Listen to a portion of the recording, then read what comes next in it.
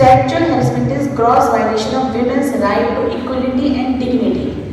ये मैंने इसलिए बताया इसमें कि ये इसको क्या कहेंगे, मतलब बुलिंग जो छोटे छोटे शब्द होते हैं ना कि आज तो क्या लग रही है भाई, क्या पहन करके आई है, नहीं, अब वो उसको होती है कुछ नहीं, कुछ महिला ऐसा नहीं उसको बहुत अच्छे वे में ले लेती है, कुछ को बहुत खराब लगता है।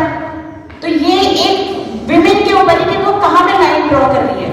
अगर किसी विमेन ने कहते कि नो स्टॉप दिस नॉनसेंस, अब आज से आप इसको ऐसा नहीं बोलेंगे, तो you should stop there. College में एक कार्यक्रम है हमारे डिपार्टमेंट के द्वारा किया जा रहा है जो कि है जेंडर सेंसिटाइजेशन के ऊपर।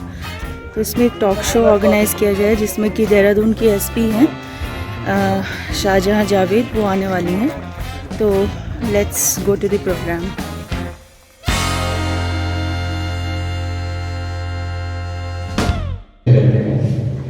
सबसे पहले आज की जो हमारे चीफ गेस्ट है SSP police headquarter Shahjahan Javed ji का मैं धन्यवाद करता हूँ कि उन्होंने अपने बड़े व्यस्त टाइम से थोड़ा समय हमारे लिए निकाला। और बस ब्रीफली उनकी बात करूँगा कि यहाँ पर जो आज की डेट में जो रेशो है वो इक्वल है, 50% टीचर्स मेल हैं, 50% फीमेल है। इसी प्रकार से आज की डेट में जो स्टूडेंट्स हैं उसमें भी 50-50 ऑलमोस्ट है। मैंने अभी रिपोर्ट देखा था कि एक जेंडर हमारा अलग है पूरे कॉलेज में जिसका एडमिशन हुआ है, बाकी मेल फीमेल हमारे पास सब है।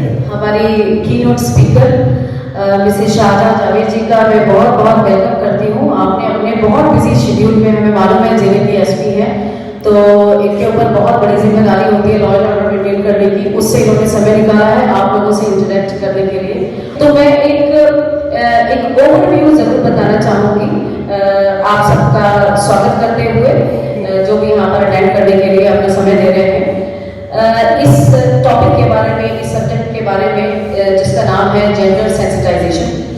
हम इसे जेंडर सेंसिटाइजेशन इसलिए कहते हैं क्योंकि इसकी शुरुआत काफ़ी सालों पहले हुई। 1997 में सुप्रीम कोर्ट ने विशाखा गाइडलाइंस जारी किया था।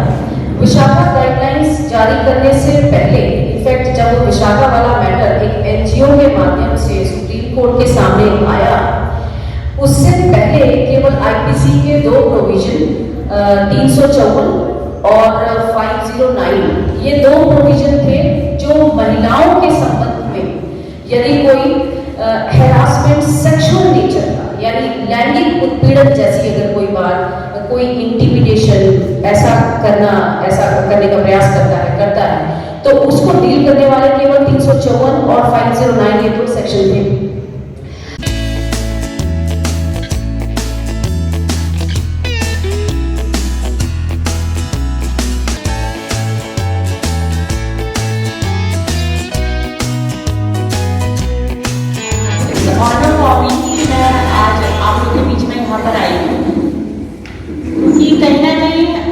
हम लोग जो है पुलिस एक ऐसा ऑर्गेनाइजेशन हो जाता है कि हमारे पास सिर्फ जो है जब क्राइम घटित हो जाता है, जब क्राइम हो जाता है तब उसके बाद लोग आते हैं।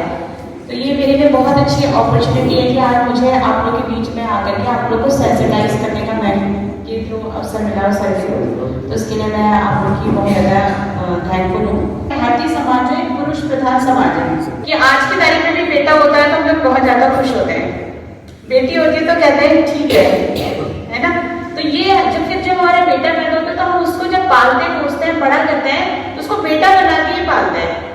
तो उसको एक ऐसा है कि वो घर का अथॉरिटी है, वो समाज की उसके पास अथॉरिटी है। तो ये वाली मानसिकता जो है हम अपने बेटे पे देते हैं। तो हम इससे शुरू करते हैं कि what is sexual harassment of women at work place. इसको हम देखेंगे, इसकी डेफिनेशन पे जाएंगे तो sexual harassment against women is widely recognised as an important public health problem. अब इसको हेल्थ प्रॉब्लम क्यों कहा है? रेप वाला अगर विक्टिम बाहर है, क्रिमिनल बाहर आ जाता है, वो फिर रेप करता है। कुछ ऐसे होते हैं उनको मजा आता है छोटे बच्चों के साथ ही गलत काम करने में, तो वो उसके मेंटल हेल्थ से जुड़ा होता है। और वैसे वो सब बहुत सफेदपोश होगा, उसकी वाइफ भी होगी, बच्चे भी होंगे, उसकी खुद की अपनी बेटियां होंगी, लेकिन कहीं ना कहीं उसके अंदर एक छोटा सा शैतान छुपा होता है, तो जो कि हमारी जो सोसाइटी की जो हेल्थ है उसको खराब कर रहा होता है और उसको रिकॉग्नाइज करना बहुत मुश्किल होता है। तो ये हमारी हेल्थ प्रॉब्लम जो है उसको सस्टेन करने के लिए है। नेक्स्ट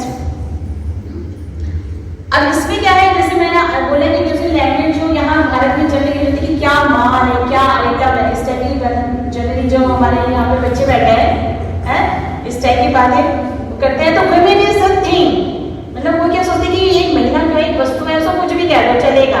ये स्कूल में आए, कॉलेज में आए, अपने ऑफिस में गए, कुछ ऐसा रिमार्क हुआ तो हम उसको लेट गो कर देते हैं। या कुछ ऐसे होते हैं ऑफिसर जो कि जब उनके सामने जाओ तो पूरा ऊपर से लेके नीचे तक स्कैन करते हैं, आगे से पीछे से ऊपर से नीचे तक स्कैन करते हैं। आज क्या पहन के आई है, कैसी दिख रही है, बाल कैसे हैं, मेकअप कैसा करके आई है, होता है ना, जिसको कि अपनी एड्रेस ही नहीं कर पाते हैं।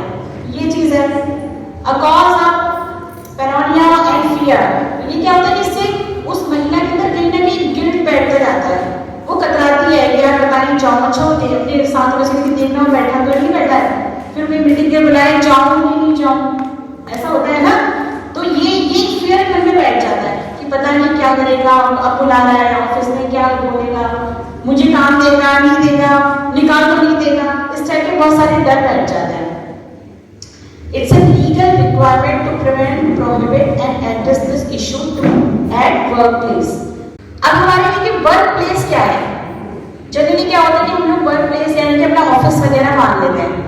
वर्क प्लेस को भी इसमें काफी डिटेल में डिफाइन करा है, जैसे ऑफिस की पार्टीज होती हैं, ऑफ साइट्स हैं, आउट बॉन्डिंग ट्रेनिंग्स हैं, क्लाइंट मीटिंग है, ट्रेनिंग सेशन है, ट्रैवल फॉर ऑफिस पर्पस है, any place where one visit in the course of due to employment. यानी कि ये सिर्फ ऑफिस तक की सीमित नहीं है, ऑफिस के काम से अगर कहीं भी जा रहे हैं, कोई ऑफिशियल पार्टी हो रही है, कुछ भी हो रही है, तो वो सारे के सारे वर्क प्लेस में कवर हो जाए। नेक्स्ट, ऑल विमेन वर्किंग और विजिटिंग एनी वर्क प्लेस, इसमें रेगुलर एम्प्लॉय भी कवर होती है, टेम्परेरी एम्प्लॉय भी कवर होती है, एडहॉक में हम रखते हैं, डेली वेजेस पे झाड़ू लगाने वाले आते हैं, है ना, इंगेज्ड डायरेक्टली और इनडायरेक्टली, जैसे कॉन्ट्रैक्टर होते हैं वो रखते हैं, जैसे वो डेली वेजेस पे जो काम करती हैं, वर्किंग फॉर रिम्यूनरेशन वॉलंटरी और अदरवाइज, अगर वॉलंटरी काम करने के लिए आ रही है, जैसे भी टर्म्स ऑफ एम्प्लॉयमेंट में बी एक्सप्रेस्ड और किसी महिला को आप कोई ऐसा मैसेज भेज रहे हैं या बोल दे रहे हैं और वो गवर्नमेंट के लिए नो, आप मुझे फ्लैट नहीं दे सकते हो, ठीक है, तो इसका मतलब ये उसकी मॉडेस्टी आपने बंद कर दी, इंसल्ट कर दी उसकी। Next 54A of the Indian penal code, अब इसको डिनोमिनेट ज्यादा अच्छे से डिफाइन कर दिया है। अ डिमांड और request for sexual fair, showing pornography, making sexually colour demand. अब ये बहुत वैसे भी इसको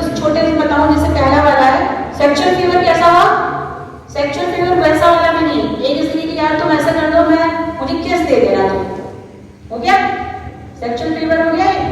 तो ये भी तो इसमें इसको आप मतलब इसकी डेफिनेशन वास्ट है, इसको आप सेक्सुअल फीवर में जनरली यही मत कहना कि अच्छा फिजिकल रिलेशन, नथिंग, आप कोई छोटा मोटा ऐसी बात भी कह दीजिए तो वो इसलिए इसकी डेफिनेशन को ध्यान से पढ़िए और अपना आत्मसात कर लीजिए कि आपको अपनी जो लक्ष्मण रेखा है वो कहाँ पे खींचनी है। इसमें इम्प्रिजनमेंट है 5 साल का और फाइन भी है। नेक्स्ट 294 है ऑब्सीन एक्ट और सॉन्ग, जैसे गाने बन गए आजकल तो बहुत वाहियात किस्म के गाने बन रहे हैं, है ना, तो लड़की जा रही है अपना गाना गुनगुनाने लग गए और उसके बाद लड़की कह रही है ये तो मुझे गाने में करता है, तो पहले तो ये गा रहा है, तो मैं कहाँ गा रहा हूँ, मैं तो गाना गा रहा हूँ, ये तो हनी सिंह का गाना है या इसका गाना है, नो, ये भी इस एक्ट के तहत कवर है और इसमें भी पनिशमेंट हो सकती है 3 साल की। 3 मंथ की है, अच्छा ओके 3 मंथ। और 509 है वर्ड जेस्चर और any act intended to insult the modesty of women. इसमें देखो जेस्चर बना लिया, कैसे मुंह बना लिया, है ना, ये कुछ एक्ट कर दिया ऐसा, हाँ, मिडिल फिंगर दिखा दिया, कुछ भी कह दिया, तो ये सारे जो है इसमें कवर होते हैं 509। Next civil remedy under the POSH criminal remedy under the इस लेक्चर एक 354B और इसमें इनकॉर्पोरेट हुआ है, जिसमें कि असॉल्ट और use of criminal force to women with intent to disrobe, अगर वहां पे फोर्स का भी यूज हो जाता है तो 354 होगी और इसमें 7 साल की सजा है, ठीक है। नेक्स्ट चलिए, ये है जो मेन जो ये सेक्सुअल हैरेसमेंट वाले जितने भी उसमें क्लॉज दिए हुए हैं उसको ये वाला सेक्शन कवर करता है 354C। इसमें जो है 3 साल की सजा है और इसमें सारी चीजें डिटेल में दे रखी है इस एक्ट को। आप चाहें तो ये वाली पीपीटी लेकर के अपने क्लासेस में भी दिखा सकते हैं, सेटाइज करके की ज़रूरत है अपने जितने भी आपके एम्प्लॉय हैं उनको कि अगर आपके साथ कुछ होता है तो आप बताइए, हम उसके लिए हैं यहाँ पर। लेकिन जनरली क्या होता है, हमने 2-3 मामले इस टाइप के देखे कि जहाँ पे किसी महिला ने आकर के बोला, उसके बाद में पूरा सिस्टम या पूरा जो ऑफिस स्टाफ है वो उसी लेडी का मजाक बनाने लग जाता है और वो और ज़्यादा डिप्रेशन में चली जाती है और उसको फिर बाद में फील होता है कि खाली मैंने अपनी बेइज्जती करवाई, इससे बड़ा तो अकेली जो है इसको टॉलरेट कर लेती तो ज़्यादा अच्छा रहता। तो यानी भी कंडीशन आ जाती है। बहुत सारे एपिसोड मैंने इस टाइप के देखे हैं। तो मेरा आपसे ये अनुरोध है कि जब कभी इस टाइप का हो तो उसकी डिग्निटी, उसकी मॉडेस्टी, उसकी जो पहचान है उसको भी छुपा के रखना या अपने तक ही सीमित रखिए, क्योंकि ज़्यादा लोगों में फैलाने पर तो फिर वो एक मजाक का पात्र बन जाती है। My name is Aarti Rana and I'm a student of last third year law. My question is, जैसे आपने बताया कि सेक्सुअल फेवर्स के लिए पूछते हैं और अमूमन हम देखते भी हैं, क्योंकि आजकल सोशल मीडिया का भी टाइम है, सोशल मीडिया में भी अमूमन जिस आते हैं। बट एक ऐसा केस होता है कि उसमें लड़की के पास कोई भी कि उसको सेक्सुअल फेवर के लिए बोला गया, तो उस कंडीशन में हम लोग कैसे, मतलब इस पर क्या कर सकते हैं? And it's a judgement cases आया है, कोर्ट ने बिल्कुल इस चीज को कंसिडर करा है कि कई बार अधिकतर महिलाओं के साथ जब ये घटना हुई वो शी वाज अलोन, तो इसलिए सिर्फ महिला का अपने आप में बोल देना ही सफिशिएंट है। उसको उसके 164 के बयान कराए जाते हैं, 164 सीआरपीसी के, 164 सीआरपीसी के। पहले पुलिस जो है, जो हम किसी का स्टेटमेंट रिकॉर्ड करते हैं 161 सीआरपीसी में करते हैं, उसके बाद उसको मजिस्ट्रेट के सामने ले जाते हैं, फिर मजिस्ट्रेट के सामने 164 सीआरपीसी में केस रजिस्टर होता है, वो सॉरी उसका स्टेटमेंट रिकॉर्ड होता है और वो यूज होता है एज एविडेंस में यूज होता है। But ma'am some other cases होता क्या है कि फिर फीमेल्स ऐसे लॉज का मिसयूज करते हैं, तो इन दैट केस इसीलिए तो हम लोग हैं, हम फिर और भी कोरोबरेटरी एविडेंसेस देखते हैं ना, उस समय महिला वहाँ पर है कि नहीं है, वो मेल उससे मिलता है, बहुत सारी चीज़ें। इंडिया में बहुत सारे जो लॉज हैं वो सारे विमेन पे ज़्यादा फोकस है। सो आई वांटेड टू आस्क कि अगर sexual harassment is done against किसी बॉय के साथ या मैन के साथ, तो उस टाइम में how the procedure is done? IPC का सेक्शन 377 यहाँ पे लॉ के स्टूडेंट बैठे हैं, उसमें मेल के साथ अगर कोई होता है, क्योंकि आजकल आप देखेंगे, हम लोग देखते हैं जमाना बहुत ज़्यादा खराब हो गया है, जो आजकल छोटे छोटे वाले लड़के होते हैं उनको भी लोग नहीं बख्शते हैं। तो मैंने भी अपनी लाइफ में बहुत सारे ऐसे देखे, जब आप ऐसी बात करते हो तो मेरी आंखों के सामने से ही पूरा फ्लैश आ जाता है। एक छोटा बच्चा था 7 साल का और उसके साथ ऐसे होता मेल था, बहुत सारे हमने ऐसे मेल बच्चे देखे तो जिनके साथ ऐसा होता है। तो 377 आईपीसी उसमें कवर होता है। और आज हमारे जैसे कि कॉलेज में आपको बताया था जेंडर सेंसिटाइजेशन पर एक इंटरेक्टिव टॉक हुई थी। तो बेसिकली जेंडर सेंसिटाइजेशन है क्या? लिंग समानता। हमारे बीच में एक सेक्स जो वर्ड होता है ना, डेट इज बायोलॉजिकल वर्ड, कि मेल्स और फीमेल्स क्या होते हैं वो सेक्स वहाँ से डिटरमाइन होता है। But gender is what society created, कि अगर लड़की है तो उसका एक उन्होंने फिक्स कैरेक्टर कर दिया है, उसकी फिक्स बाउंड्रीज कर दी हैं कि उतने तक ही तुम जा सकते हो।